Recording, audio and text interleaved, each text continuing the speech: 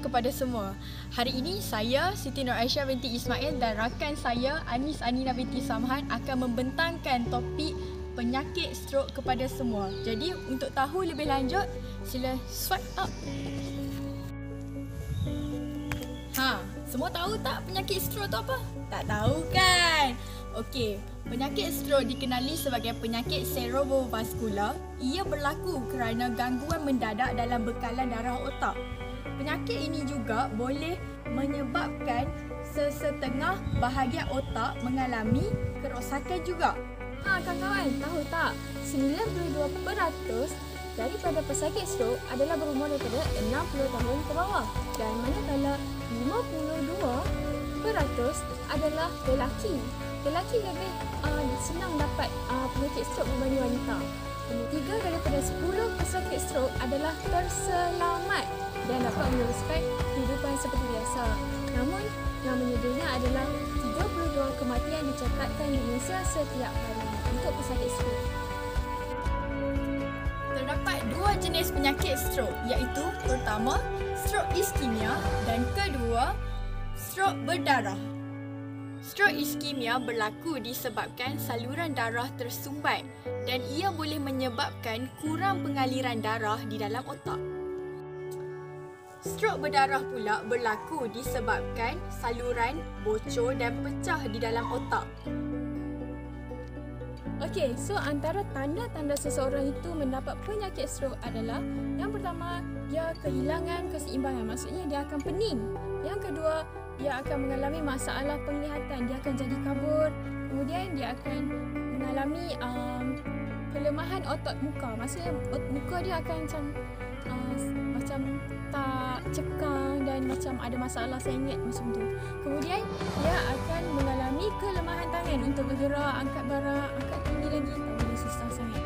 Dan yang terakhir adalah kesukaran dan mengalami masalah untuk bercakap dengan lancar.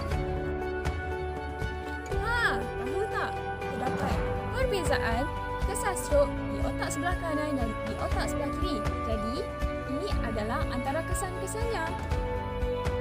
Antara kesan untuk otak sebelah kanan adalah kelumpuhan bahagian sebelah kanan, manakala melumpuhkan bahagian sebelah kiri untuk otak sebelah kiri. Okey, seterusnya masalah pertuturan bagi otak sebelah kanan dan masalah penglihatan bagi otak sebelah kiri. Seterusnya, tingkah laku pelik seperti pergerakan yang perlahan dan terlalu berhati-hati untuk otak sebelah kanan, manakala untuk otak sebelah kiri akan mengalami tingkah laku yang pantas dan terlalu ingin mengambil tahu untuk sesuatu perkara. Seterusnya, rawatan strok. Rawatan strok bergantung kepada jenis strok. Sebagai contohnya, rawatan yang digunakan untuk pesakit strok iskemia ialah menggunakan ubat antiplatelet dan antikoagulan, di mana ubat itu akan bertindak sebagai pertahanan kepada sistem kerosakan strok. Ia perlu diambil dalam masa 24 jam hingga 48 jam. Ubat pemecah bekuan juga digunakan sebagai rawatan untuk pesakit strok iskemia, iaitu ubat itu digunakan untuk memecah bekukan darah yang terbeku di dalam otak. Ubat itu dikenali sebagai ubat trombolitik. Stop! Okey, so apakah cara untuk kita kurangkan risiko untuk mendapat penyakit strok adalah yang pertama, jangan ambil alkohol. Yang kedua, kurangkan merokok. Yang ketiga, kita kena kurangkan berat badan.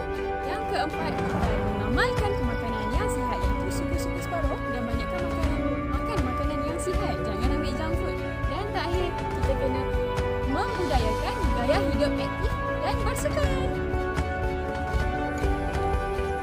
Akhir sekali daripada saya dan rakan saya, marilah kita mengubah cara hidup supaya dapat terhindar daripada penyakit ini. Jadi, ayolah Malaysiaku!